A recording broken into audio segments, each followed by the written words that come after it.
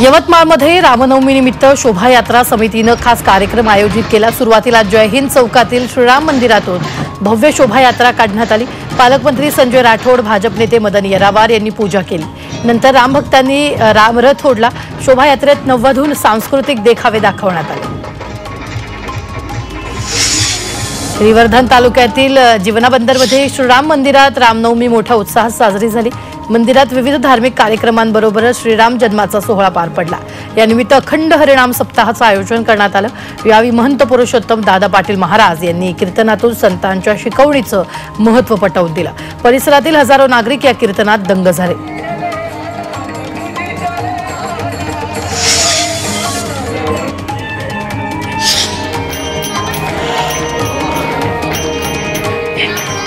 शहापूरमधील राम मंदिरात श्रीरामांचा जन्मोत्सव सोहळा साजरा झाला। यावेळी प्रवचन, कीर्तन, भजन अशा धार्मिक कार्यक्रमांचं आयोजन करण्यात आलं। तसंच हजारो भाविकांनी दर्शनासाठी गर्दी केली।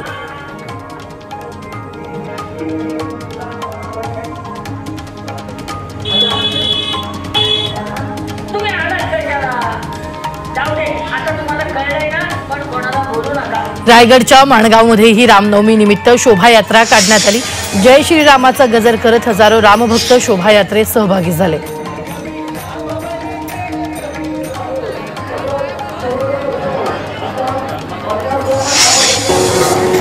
रायगडमध्ये मोठ्या उत्साहात रामनवमी साजरी करण्यात येते। अलिबागमध्ये श्रीराम मंदिरात ब्राह्मण उत्कृष्ट मंडळाकडून श्रीराम जन्माचा सोहळा पार पडला। यावेळी संपूर्ण परिसरात भक्तिमय वातावरण निर्माण झालं। तर जय श्रीरामचा जयघोष करत भाविक मोठ्या संख्येनं या उत्सवात सहभागी झाले।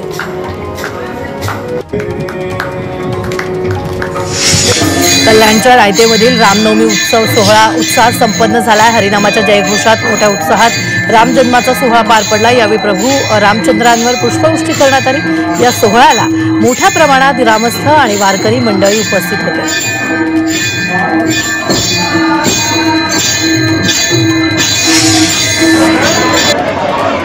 अकोल्यातील श्रीराम मंदिरात राम जन्मोत्सव मोठ्या उत्साहात साजरा करण्यात आला। रामनवमी निमित्तानं मंदिरात आकर्षक सजावट करण्यात आली। या राम मंदिरात रामाची मूर्ती शेगावचे संत गजानन महाराजांच्या हस्ते स्थापन केली होती।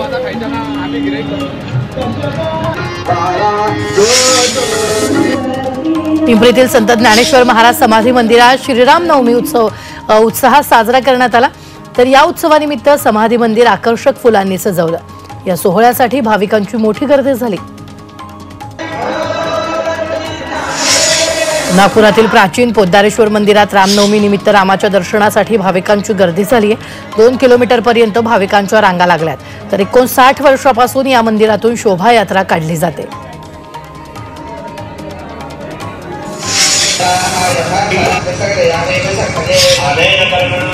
कर्जतमध्ये प्रभू रामाच्या मूर्तीचा अभिषेक आणि होम हवन सोहळ्याचं आयोजन करण्यात आलं। आमदार महेंद्र थोरवे यांच्या संकल्पनेतून हा सोहळा पार पडला। यावेळी संपूर्ण परिसरात भक्तिभाव, सात्विकता आणि दिव्यतेचं वातावरण निर्माण झालं।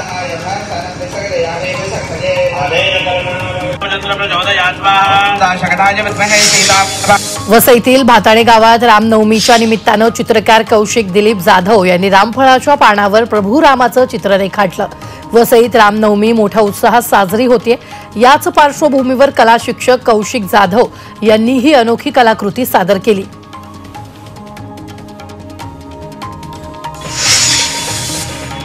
यवतमाळमध्ये रामजन्मोत्सवाचा उत्साह पाहायला मिळाला। गावागावात श्रीरामाची शोभायात्रा काढण्यात आली। पारंपरिक वेशभूषा परिधान करत शेकडो रामभक्तांनी या शोभायात्रेत सहभाग घेतला।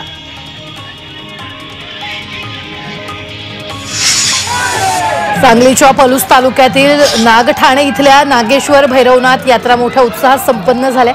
यात्रेच्या निमित्तानं गुलाब आणि खोबऱ्याची उधळण करण्यात आली। मानाच्या सासनकाठी आणि देवाच्या पालखी भेटीचा सोहळा उत्साहात पार पडला।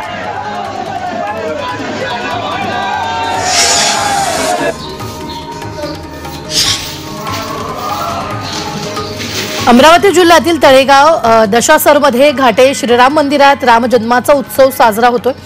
यंदाचं या उत्सवाचं 102वे वर्ष आहे। कलश स्थापनानं राम मंदिरात सप्ताहाला सुरुवात झाली। यावेळी रामरक्षा पठणासह विविध धार्मिक कार्यक्रम आयोजित करण्यात आले। चंद्रपुरात रामनवमीनिमित्त शोभायात्रेचं आयोजन करण्यात आलं। यावेळी ऐतिहासिक काळाराम मंदिरातून शोभायात्रा निघाली।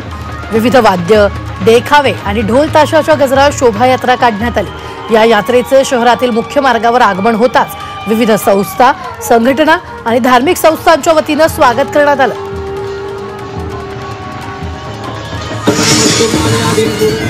चंद्रपुरातील देवी महाकालीच्या ऐतिहासिक यात्रेची सुरुवात झाली। रामनवमी निमित्त परिसरात यात्रा भरवण्यात आली। तर या शोभायात्रेत माता महाकालीच्या रजत रथेचं पूजन करण्यात आलं। नाशिकच्या सप्तशृंगी गडावर 5 ते 12 एप्रिलपर्यंत चैत्रोत्सव पार पडणार आहे। त्याच्या नियोजनासाठी गडावर प्रशासनाची आढावा बैठक पार पडली। उत्सवात भाविकांच्या गर्दीचं नियोजन, संभाव्य आपत्कालीन परिस्थितीच्या नियंत्रणासंदर्भात चर्चा करण्यात आली।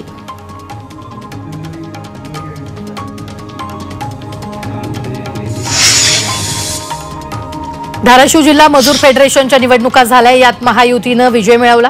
मजूर फेडरेशनवर आधीपासूनच भाजप आमदार राणा जगजितसिंह पाटील गटाचं वर्चस्व राहिले।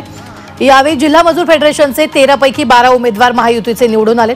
त्यात लोहाऱ्याची जागा महाविकास आघाडीनं फक्त 1 मतानं जिंकली।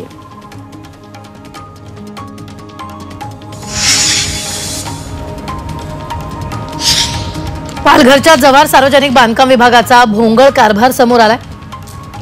वाडा तालुक्यातील केलठण डाकिवली रस्त्याची दुरुस्ती सुरू आहे। फक्त 1.5 किलोमीटरच्या रस्त्यासाठी 4.5 कोटी रुपये मंजूर झालेत। मात्र या रस्त्याचं काम निकृष्ट दर्जाचं केलं जात असल्याची तक्रार थेट एकनाथ शिंदे आणि सार्वजनिक बांधकाम मंत्र्यांना करण्यात आली आहे।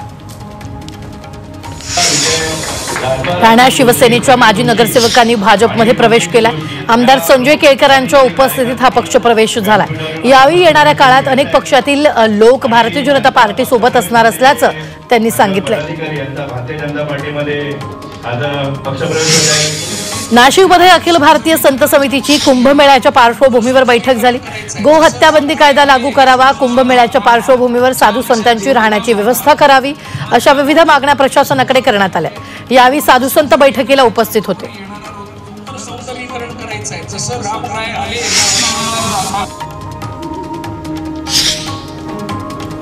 नटराज नाट्यकला मंडळाच्या वतीनं बारामतीमधील कला शिक्षकांसाठी चित्रकला कृतीचं आयोजन करण्यात आलं। या प्रदर्शनाचं उपमुख्यमंत्री अजित पवारांच्या हस्ते उद्घाटन करण्यात आलं। यावेळी एका चित्रकारानं उघ्या काही क्षणात अजित पवारांची हुबेहूब प्रतिमा रेखाटली। अजित पवारांनीही या कला शिक्षकाचं कौतुक केलंय।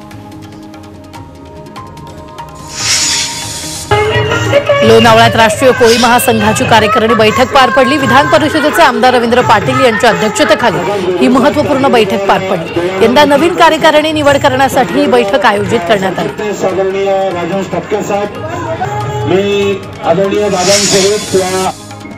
साताऱ्यातील सह्याद्री सहकारी साखर कारखान्याच्या मतमोजणी तिथं झालेली आहे। 50 टेबलवर मतमोजणीला सुरुवात झालेली होती। यावेळी 32,000 पात्र सभासदांपैकी 26,000 सभासदांनी मतदान केले। सांगलीत कृषी मंत्री माणिकराव कोकाटेंच्या विरोधात स्वाभिमानी शेतकरी संघटनेनं आंदोलन केले। कोकाटेंच्या पुतळ्याचं दहन करत जोरदार घोषणाबाजी करण्यात आली। कोकाटेंनी शेतकऱ्यांच्या बाबतीत केलेल्या वादग्रस्त विधानाचं सांगलीत संतप्त पडसाद उमटले।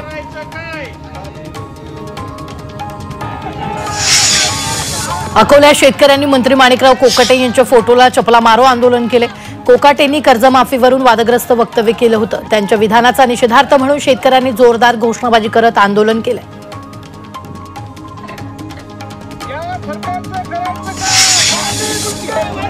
यवतमाळच्या आर्णीमध्ये शिवसेना ठाकरे पक्षानं कृषी मंत्री माणिकराव कोकाटे यांच्या विरोधात आंदोलन केले।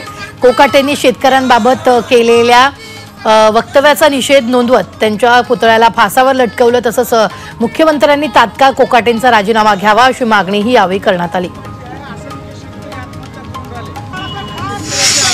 सोलापुरात शिवसेना ठाकरे पक्षानं कृषी मंत्री माणिकराव कोकाटे यांच्या विरोधात आंदोलन केले। त्यांच्या वक्तव्याचा निषेध नोंदवत माणिकराव कोकाटेंना काळं फासण्याचा इशारा यावेळी ठाकरे पक्षांच्या कार्यकर्त्यांनी दिलाय।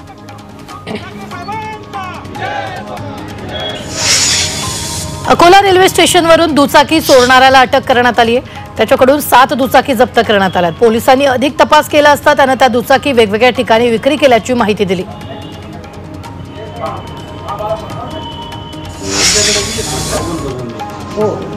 नाशिकमध्ये नववधूचा धक्कादायक प्रकार समोर आलाय। सासरच्यांना जेवणात गुंगीचं औषध तिनं दिलं, त्यानंतर दागिन्यांसह रोख रक्कम घेऊन नववधू पसार झाली आहे। नाशिकच्या सटाणा तालुक्यात ही घटना घडली आहे। नववधूवर सटाणा पोलिसात गुन्हा दाखल करण्यात आलाय। पुण्यातील शिरूरमध्ये एका हॉटेल व्यावसायिक महिलेच्या गळ्यातील मंगळसूत्राची चोरी केली आहे। या चोरीची घटना सीसीटीव्ही चित्रित झाली आहे। तर शिरूरमधील मंगळसूत्र चोरीची ही दुसरी घटना असल्यानं महिलांच्या सुरक्षेचा प्रश्न निर्माण झालाय।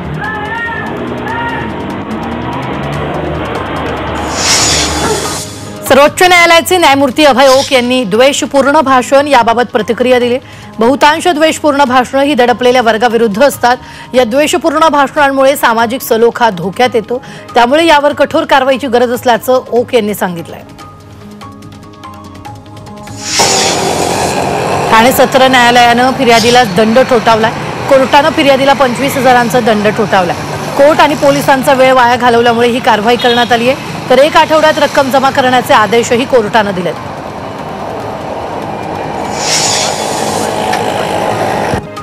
कल्याण तालुक्याच्या ग्रामीण भागातील रेवती ग्रामपंचायतीचे सरपंच पूजा जाधव यांच्या विरोधात अविश्वास ठराव मंजूर झालाय। पूजा जाधव यांच्यावर पदाचा गैरवापर केल्याचा आरोप आहे। अखेर त्यांची सरपंच पदावरून हकालपट्टी करण्यात आली आहे। लातूरच्या मनपा आयुक्तांनी आत्महत्येचा प्रयत्न केला। राहत्या घरी त्यांनी स्वतःवर गोळ्या झाडल्यात। यामध्ये आयुक्त गंभीर जखमी झालेत। आत्महत्येच्या प्रयत्नामागचं कारण मात्र अद्याप अस्पष्ट आहे। सोलापुरातील माळशिरसमध्ये पाणी टंचाईची समस्या भेडसावू लागली। बचेरी, गारवाड, सुळेवाडी आणि मगरवाडी गावात टँकरनं पाणी पुरवठा सुरू करण्यात आलाय। यावर्षी जनजीवन मिशनमुळे टँकरपासून गावांची सुटका होईल अशी आशा ग्रामस्थांना होती, मात्र योजना अपूर्ण राहिल्यानं नागरिकांना टँकरच्या पाण्यावर तहान भागवावी लागते।